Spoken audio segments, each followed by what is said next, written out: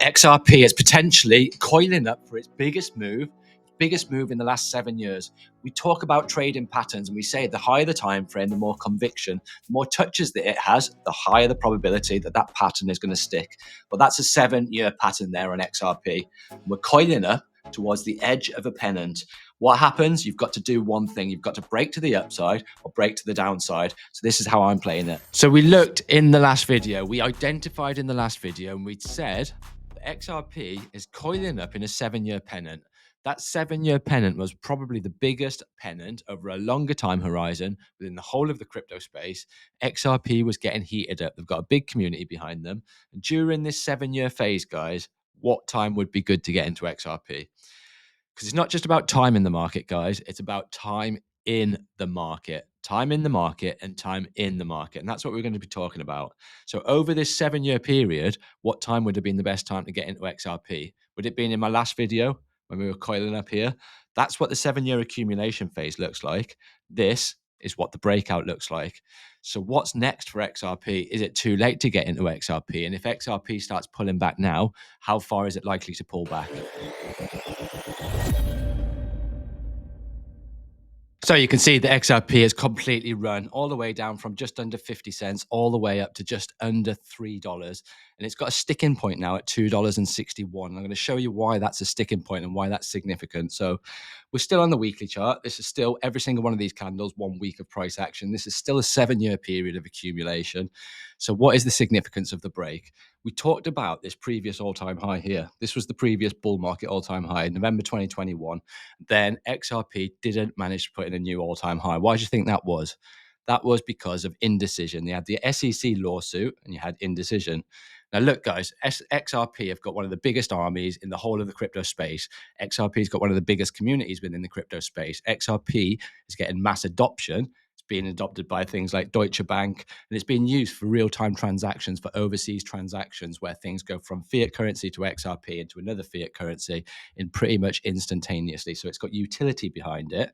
And where you had indecision here with a lawsuit, where you're thinking that something might survive, something might not survive, didn't have as many people putting money in here. But when that flips in reverse, that indecision becomes confidence. This is what happens to the market. So that's the reason why XRP's run. It was coiling up in this 7-year period. We could identify that we wanted to be time in the market, and we were timing the market for that big break. So anybody that missed the break, is it too late to get into XRP? Is it overheated? How far is it likely to pull back? That's what we're going to be talking about. So we're starting off on the weekly time frame. And I'm going to stick a Fibonacci retracement from its all-time high. This is its previous all-time high to this bear market accumulative low phase. And we're going to be looking for sticking points as to where we could get a reaction from price to hit and then retrace from. Because it's pumping. It's all about preservation of capital, guys. Preservation of capital is the key. If you were preserving your capital below the low, guys, you would at the moment be preserving your capital 84% to the downside. So that's your risk. That's no good from a risk perspective. So you can see these Fibonacci levels work, guys. The higher the time frame, the higher the conviction. We're on the weekly chart, so we've got higher conviction. Why do you think that is?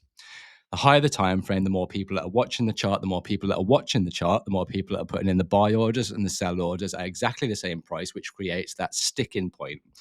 So they know that there's a lot of people looking at this 786. And if I just put this on, 786, and then take off the Fibonacci, and we can zoom in and we can see price is reacting exactly at this sticking point, exactly at the sticking point. That's because all eyes are on this 786. And this is the area where the bulls and the bears start the tug of war battle, guys. Up here, up here, up here, and up here. Do you think the bears are putting sell orders in there? The bulls have got conviction all the way up until the sticking point. 786 is a sticking point. You can see the bulls have pushed price up to the $3 mark. Bears have managed to push it back down to the 786. So if we get a weekly close on Sunday at this 786, you know that this 786 is going to be the sticking point, and you can expect a retracement from here. So that's the higher time frame. Then we go into the lower time frame. Because what you can identify in the lower time frame is trade-in patterns.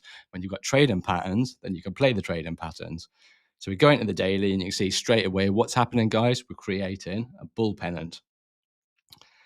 So we got a reaction at the 786. The bears have got some form of control. They've got a little bit of a fight on their hands at the 786. Tug of war battle happens. And if the bears start putting in those lower low, lower close candles, then you'll start seeing the pullback begin. So what's a lower low, lower low close? What's a lower low, lower close candle? It's when one candle closes below the low of the previous candle, including the wick. So below the extreme low of the previous candle. And that gives conviction in the short term that the bears are likely to regain control for the coming few days. And if that happens, we're looking for a Fibonacci retracement from this low here. And we're looking at two levels, guys. There's two sticking points. We've got the 382, which is going to be a shallow retracement, or we've got the 618, which is going to be a much deeper retracement. 618 is sat all the way down here at $1.89, $1.90. Does it coincide with any previous resistance levels? We can just zoom out and zoom out and zoom out. You can see this 618 coincides with the previous bull market high, guys. So that's going to be an area of interest for us. How is price going to react when it gets there? It's likely to act as support once we get down to this 618. So what I'm saying, guys, is $1.90 is much better than $3. However, it could still pull back further. It's buying pumps and buying pumps, guys. So if anyone wants to know what my crypto endgame is, guys, because it's going to surprise you, it's going to be different to every other single YouTuber, and it's going to shock you. I'm probably going to lose subscribers, but I'm probably going to gain subscribers. But ultimately, what I want is somebody with the same mindset, the same conviction, and the understanding and the will to learn risk management from me, guys. I'm not giving you calls. I'm not telling you to do this. I'm not telling you to do that. I want you to understand how to read a price chart the same as I do. So this, guys, is my biggest video so far to date. My crypto endgame, exit strategy, and what's next for crypto. And that's what probably the biggest video I've ever done, guys, actually. And heart to heart, this is probably the biggest video I've ever done. And I had a light bulb moment, an aha moment, where I want to be riding the next bull market when everyone's riding the bear market. And in that video, I explain exactly how I'm going to do that. So go back and watch that. So, guys, unfortunately, XRP, as far as I'm concerned, it's too risky for me. It's something that's already pumped. And one thing that people do, and I'm going to be doing a video on this later on through the week, is the rotation of death. Somebody sees that their cryptocurrency hasn't run, and then they'll go into the one that's run. The one that's run would be at the top. Then the one that hasn't run will then run afterwards. You'll miss that pump, and then you'll get a pullback on the one that has run, and you'll be in a negative P&L. That's the rotation of death, and we'll be talking about that later on in the week. So unfortunately, guys, XRP, not one for me. I'm going to be monitoring how far it pulls back, how it reacts when it gets to this 618, if it reacts when it gets to this 618, and then I'm interested again from a trading perspective and not an investment perspective. Down here, investment. Up here, guys, trading. So let me know in the comments what you want me to cover next. Take care of yourself, and goodbye from me.